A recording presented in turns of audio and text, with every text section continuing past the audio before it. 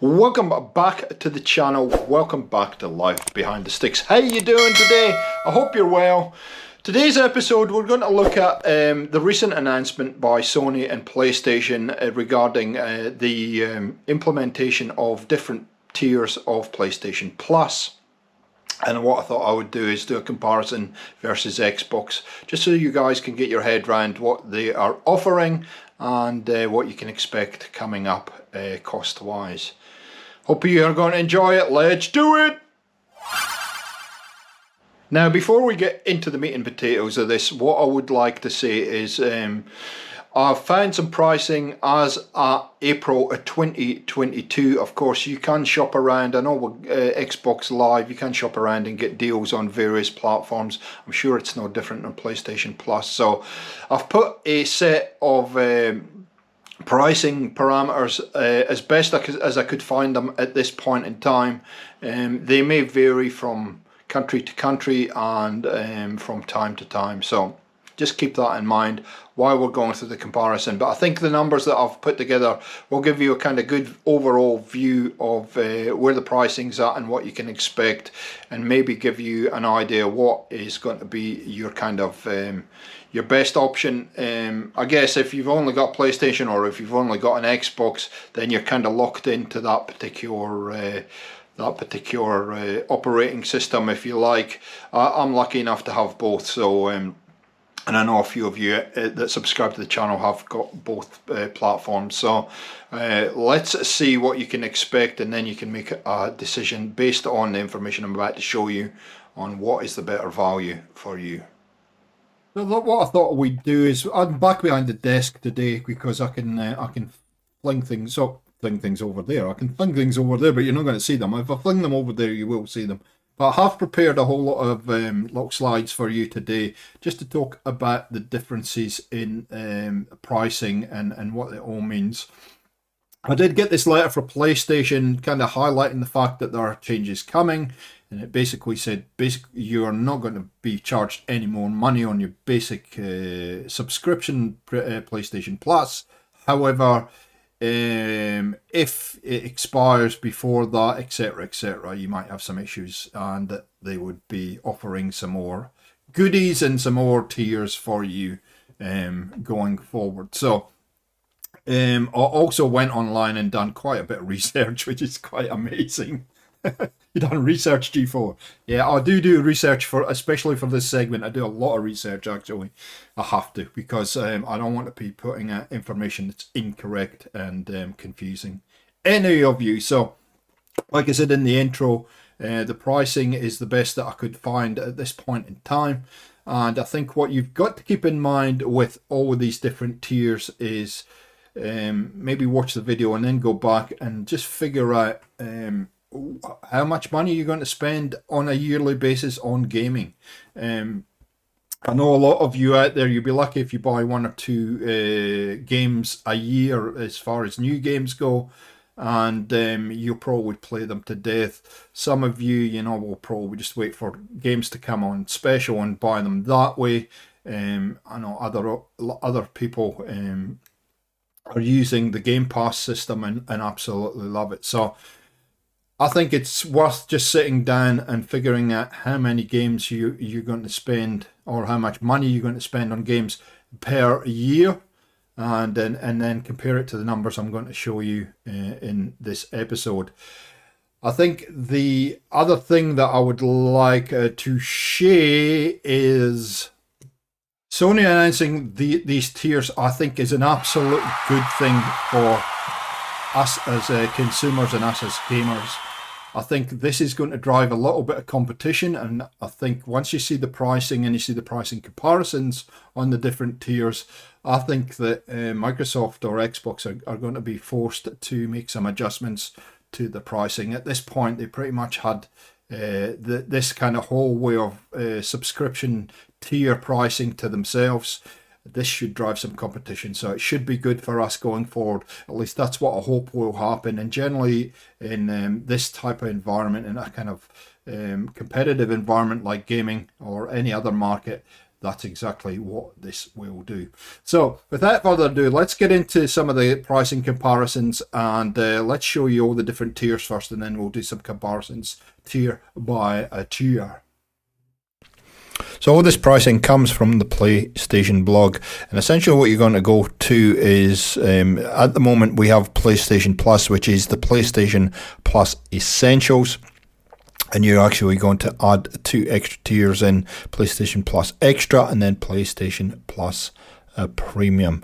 And we will get into the comparisons and the pricing on all of these in a minute, so don't spend that much time worrying about these at this point, because we are going to go through this in a reasonable amount of detail.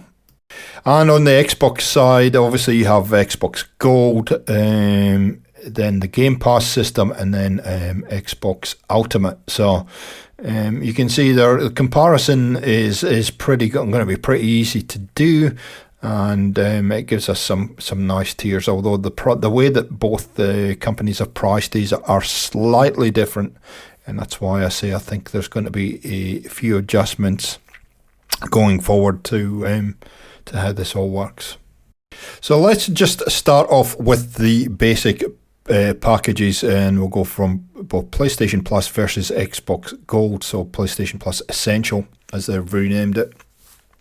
And effectively there's very little difference between any of this. You can see the pricing is very, very comparative. What you get for your money is comparative. Now it's interesting because with the next gen consoles, the way that the monthly downloads or the games they're giving away for free have changed slightly.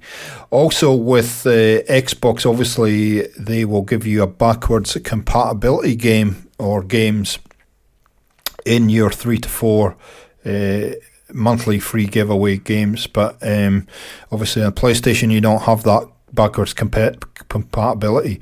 I generally see with PlayStation Plus you get about 3 or 4 games anyway, depending on what in it, but it's very platform dependent. So what I mean by that is you might get 2 PlayStation 4 games and 1 PlayStation 5 games, and it's very similar in Gold. You might get a 360 game in an Xbox One, and I'm sure over time there'll be Xbox Series X and Xbox Series S games come into that mix. But because of backwards compatibility, you can pretty much play all the games that you're given on monthly. So that's a little bit of a difference between PlayStation and Xbox. Obviously you get discounts. It calls deals with Gold, exclusive game discounts. It's exclusive discounts on Plus. That's the same. Online multiplayer access, cloud save. So there is very, very little difference between the kind of basic subscription model between both platforms, and you're paying pretty much the same money across the board. So, and that is not going to change at this point. So this is where it sort of gets interesting, because there are kind of 2 different thought patterns as far as how the pricing works here. So if you look at the PlayStation Plus Extra, although the monthly fee is a little bit more expensive, if you're prepared to put your money up for quarterly or yearly, you actually get a discount. And obviously the yearly is capped at say $100, $99.99. We'll say $100 for this comparison. Whereas with Xbox Game Pass, that is actually costed at on a monthly basis. So this is where the gap within both different services starts to get a little bit wider, I guess, or at least differs reasonably substantial. I guess $20 a year is, yeah, I guess that's okay. It's not too bad. But what do we get for our money? Well, let's start with PlayStation Plus Extra. That provides the same benefits as the Essential tier. So you get everything that you get in the Essential tiers, plus you get a catalogue of up to 400 games of the most enjoyable PS4 and PS5 games, including blockbuster hits from the PlayStation Studios catalogue and third-party partners. Games in extra tier are downloadable for play. So you're basically paying, if you're on PS5, for backwards compatibility. What is not clear here is whether PlayStation 4 subscribers will be able to play PlayStation 5 games. That's an interesting question, and not one I could really get an answer to when I was making this video. The second thing that I would comment here is that you're actually paying for backwards compatibility, which is kind of weird, but you are getting 400 games to choose from, as opposed to Game Pass at 100 high quality games that change over time. New games are being added all the time. Xbox Studio titles you'll get access to on the same day of release, which is quite nice. And then there's member discounts and deals, which you got gold anyway. So yeah, $20 extra. You could sort of get away with that in my mind. But yeah, the gap's starting to widen a little at this point. So let's get into the final comparison, which is PlayStation Plus Premium versus Xbox Ultimate. So first of all, you can see that PlayStation Premium is capped at $120 per year versus a $14.99 per month subscription fee. I'm assuming that's $180 doing the maths. I'm surprised, as I said just then, that Xbox hasn't got this capped at a certain yearly subscription fee, and if anybody knows if that's the case, please let me know down in the comments. But at this point, I've just got to base it on the information I have. And yeah, let's go through each of them and just see what they provide. So you get the combination of essential and extra tiers with PlayStation. You get 340 additional games, including PS3 games available via cloud streaming. So that's not a downloadable game, it's a cloud streaming game. So I'm assuming that then pushes it up to 740 games, if my maths is right. A catalogue of beloved classic games available in both streaming and downloadable options from original PlayStation, PlayStation 2 and PSP. That's very interesting. Why PS3 would only be via cloud streaming, I'm not sure. Offers cloud streaming access for original PlayStation 2, PSP and PS4 games, where PlayStation Now is currently available. Interesting. And then customers can stream games from PS4, PS5 consoles and PCs. So again, they're offering a PC streaming service through PlayStation Now, is how I read that. Time-limited game trials will also be offered in this tier, so customers can try select games before buying them. I like that idea where you're actually going to get... I read that as exclusive access. I might be wrong, to certain games in the trial basis before you buy them. But you can do that on Xbox Now. Whether that's new games or older games, I'm not sure. It's not clear in the description there. Okay, so Ultimate, again, 100 high quality games which change over time. Xbox Game Studio titles. This price of $14.99 includes your gold membership. What wasn't clear when I was doing my research, whether Game Pass console and Game Pass PC, the second tier, actually include the gold subscription or not.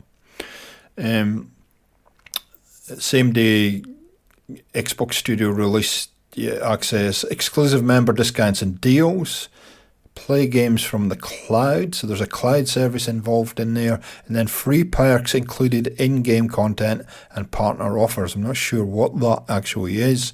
You do actually also get access to the ePlay catalogue. I'm not sure if that's limited or not, but you do get a number of games through ePlay and deals and all the rest of it. So there is the comparison, but on the face of it, if I've done my maths right, that is saying that there is a $60 gap between these services. And I find that a little bit odd. I would have thought those would have been a heck of a lot closer together, and so I'm going to look and see if I can clarify that for you guys going forward, and I might have to pin a comment to the top of this video after I've made it. So there you go. There are the pricing comparisons. As I said earlier, I think it's quite clear that Xbox have been running their own race for a long time, and they're going to have to come to the market quite substantially, which is going to hurt them a little bit if they want to compete with the PlayStation. Again, with the way that consoles generally work, you're either on Xbox or your PlayStation, so it is a little bit of a captured audience.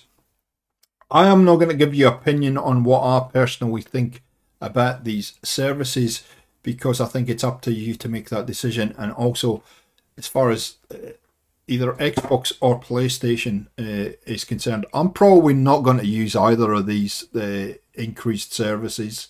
I guess I'm a little bit more traditional in that sense, that I just like to buy games and have them in my library, and I can bring them out when I like and I can play them. With these services, especially with Game Pass, they're only there for a certain amount of time and then they go away, and I'm sure that the PlayStation catalogue will be rotated as well, although it is quite substantial, so I'm sure there's plenty of games there for you to play. Anyway, I hope this has been useful for you. I wanted to bring it to you and try and make sense of it. Hopefully I've done a reasonable job at that. If I have, a like rating is always appreciated. If you have any suggestions for further segments on Life Behind the Sticks, leave it down below in the comments, and we'll catch you next time on the channel. I'll see ya!